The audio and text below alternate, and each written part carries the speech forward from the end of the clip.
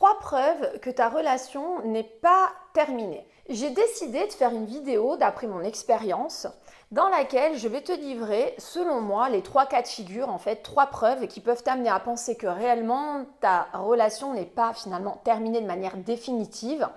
J'ai pu les identifier parce que ça fait maintenant des années que je suis spécialisée en reconquête amoureuse et il est vrai que quand j'ai ces cas de figure en coaching, même moi je me réjouis parce que je sais que statistiquement on a beaucoup plus de chances finalement de voir l'ex revenir que l'inverse.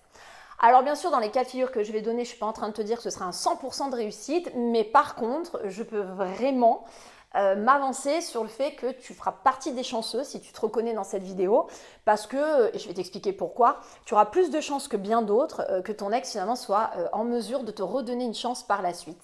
Alors en complément de cette vidéo, j'ai trouvé ça intéressant, je t'ai laissé la possibilité une fois que tu auras terminé de la visionner d'avoir accès à un mail dans lequel je te donne les 5 raisons pour lesquelles les ex reviennent toujours. C'est ce qu'on dit souvent, c'est vrai qu'il y a des cas de figure qui ont plus de chances que d'autres également. Là vraiment j'insiste dans cette vidéo, je vais te donner vraiment les 3 où pour moi ils sont au-dessus de tous les autres. Mais voilà, en tout cas ce mail est très complémentaire aussi, peut-être que tu vas pouvoir quand même te reconnaître dedans. Et donc t'apercevoir que tu peux quand même aussi avoir de la chance sur un retour éventuel. Pour y accéder, très simple, une fois que tu auras terminé de regarder cette vidéo, tu pourras aller cliquer sur le lien que j'ai laissé en dessous de la description de cette vidéo. Je suis Christelle Lepage, si aujourd'hui tu me découvres pour la première fois, je suis donc spécialisée dans les dynamiques amoureuses, mais je me suis rendue experte dans la reconquête amoureuse parce que ça me fascine. C'est quelque chose que j'aime parce qu'il y a des tas de personnes qui peuvent se séparer aujourd'hui et qui pour autant peuvent se retrouver ensuite. Bien sûr, ce n'est pas le cas de tout le monde, hein. Tous les ex ne reviennent pas. Mais un grand nombre peuvent le faire, c'est pour ça que ça peut valoir le coup que tu tentes ta chance et je suis justement sur cette chaîne pour te faire profiter de conseils qui sont, j'aime dire, testés et approuvés par l'ensemble de mes coachés avec qui je consulte téléphoniquement toute la journée. Donc tu verras que c'est une vraie mine d'informations cette chaîne. Je te fais vraiment part de l'expérience que je peux avoir des états d'esprit des ex aussi, où est-ce qu'ils sont, où est-ce qu'ils se trouvent, parce que j'ai le retour de mes coachés, donc c'est ça aussi qui me permet, même moi, de m'expérimenter, d'être meilleure chaque jour. Et aussi, je suis là pour te donner du coup des astuces, des comportements à tenir pour mettre toutes les chances de côté et donc amener ton ex à avoir envie de te redonner une chance en se rendant compte que peut-être c'était une erreur finalement d'avoir voulu mettre un point final à cette relation qui avait juste peut-être besoin d'un peu d'oxygène pour repartir sur de meilleures bases. C'est pour ça que je te propose de t'abonner à ma chaîne pour bénéficier de tous ces conseils à venir. Tu peux également cliquer sur la petite cloche de notification, ça c'est très pratique, ça te permettra en fait d'être averti à chaque nouvelle sortie de vidéo pour ne louper aucun sujet à venir. Je vais donc te livrer 3 preuves selon moi, selon mon expérience, qui m'amènent à penser que ta rupture n'est franchement pas définitive. Si tu es confronté aujourd'hui à un ex qui clairement depuis la rupture, malgré sa décision de se séparer, exprime des doutes. Là, trop souvent, parce que le pessimisme prend le dessus, vous êtes nombreux à voir le verre à moitié vide finalement plutôt qu'à moitié plein. Pourtant, vraiment, j'insiste, un ex qui aujourd'hui, alors qu'il a décidé de se séparer, est capable, en mesure d'exprimer des doutes sur finalement cette rupture en expliquant qu'aujourd'hui, voilà, ça pouvait plus le faire, c'est compliqué entre vous, mais qu'on ne sait pas ce que l'avenir nous réserve, que oui, il y a des jours, il y a du oui, il y a des jours, il y a du non, mais que voilà, aujourd'hui, l'ex a peur, ce type de verbalisation, mais j'ai peur aujourd'hui de repartir dans quelque chose qui va recommencer, ou j'ai peur de ne pas me sentir capable, parce que la rupture, déjà, c'était compliqué pour moi, donc voilà, j'ai peut-être besoin de temps, je sais pas trop, je sais pas ce que voilà, l'avenir nous réserve. Ces types de propos sont quand même, pour 99% des cas, des propos très sincères. Je parle de 99% parce que les 1% restants, on peut imaginer qu'il y a des gens qui profitent de la situation, voulant te garder sous le coude, mais qui finalement n'ont jamais eu l'intérêt ou l'envie de revenir. Mais c'est extrêmement rare quand même. On a beaucoup plus des gens qui sont capables de verbaliser, finalement qui sont perdus et qui sont sincères là-dedans. Mais du coup, c'est très intéressant parce que c'est donc la preuve que rien n'est figé. Rien n'est fixé, rien n'est définitif. Et là, vraiment, je le vois en coaching, quand je tombe sur des coachés qui sont motivés, qui sont capables vraiment de jouer la carte du temps, qui ne sont pas là pour oppresser davantage d'ex. Parce qu'à l'inverse, une personne confrontée à quelqu'un qui a des doutes, vous auriez tendance à vous dire c'est maintenant ou jamais. Là, s'il y a des doutes, c'est maintenant, il faut le travailler au corps pour l'amener à changer d'avis. C'est une erreur. C'est la preuve au contraire que ces gens ont besoin d'un peu de temps.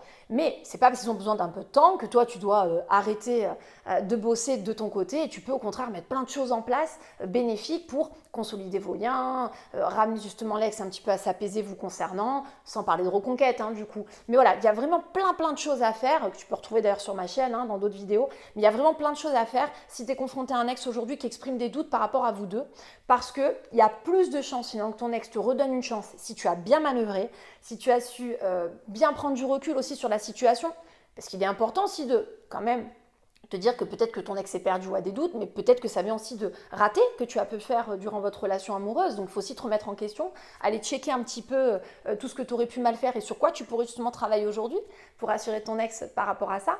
Mais vraiment, si tu manœuvres bien, si tu bosses bien, si tu sais aussi être patient, laisser un peu d'espace à ton ex, comme sans doute il ou elle en a besoin, tu as de très grandes chances que ton ex te redonne une chance et revienne vers toi.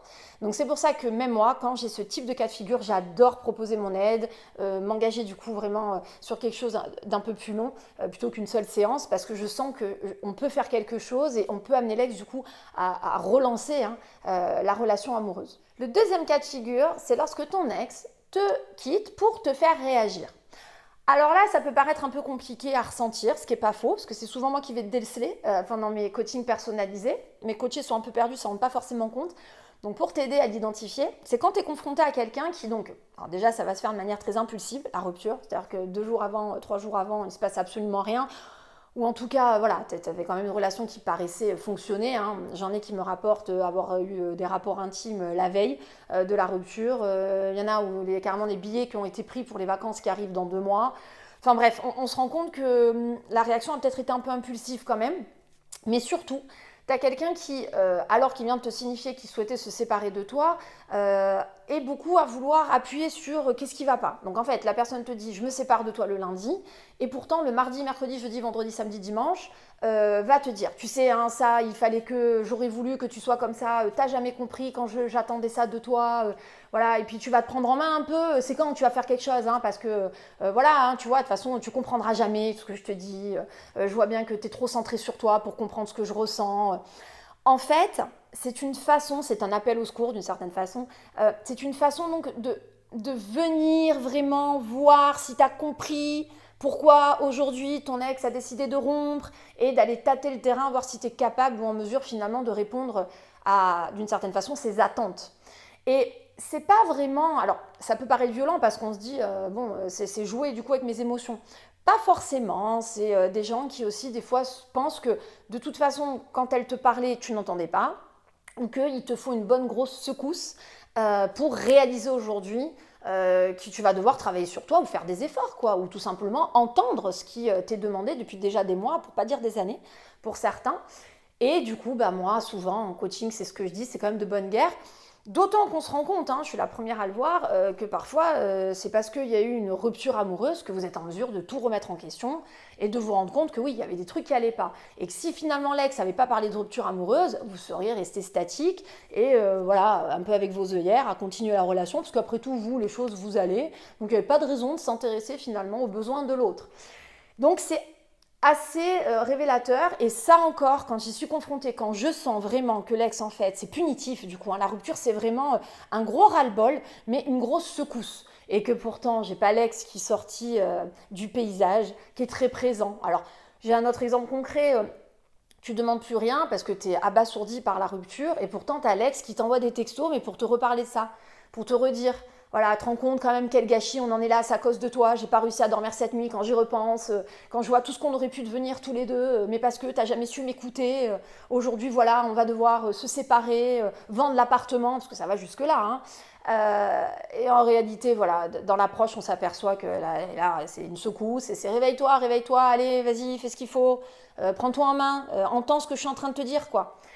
Et en plus, souvent l'ex des fois fait ça, ça peut paraître un peu tordu, mais ça va fonctionner parce que, comme je l'ai expliqué, tu vas prendre une secousse qui va te permettre de trouver des ressources finalement personnelles pour peut-être commencer à changer des choses qu'il aurait fallu déjà peut-être un peu toucher au préalable. Mais voilà, un cas de figure comme ça, si tu le ressens, mets le paquet. Mets le paquet non pas pour aller convaincre ton ex du coup, redonne-moi une chance, c'est bon, j'ai tout compris, parce que tu ne seras pas crédible, mais mettre le paquet sur ta remise en question, ta prise de conscience de la situation, Et ta volonté peut-être de te faire aider, que ce soit dans le coaching ou par d'autres sources.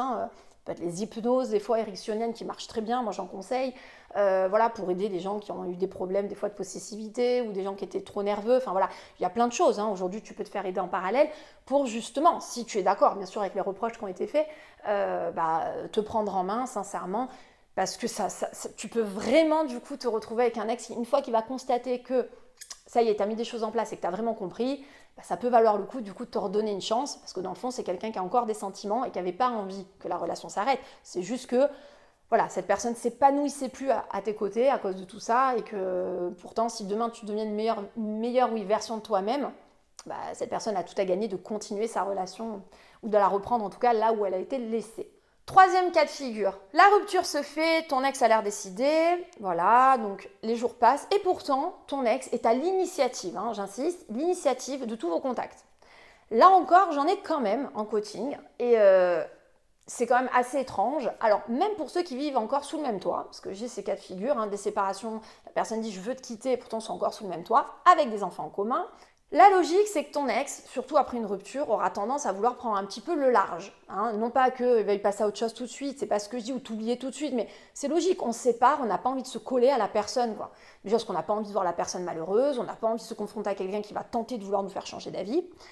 Donc souvent la logique, mais vraiment, c'est que l'ex mette de la distance. Même en étant sous le même toit, on me le rapporte, les ex, une fois qu'ils ont parlé de rupture, vont avoir besoin des fois même carrément de changer de lit, de s'organiser sans toi dans leur vie, en passant plus de temps, du coup même s'ils sont encore à la maison, mais sans toi.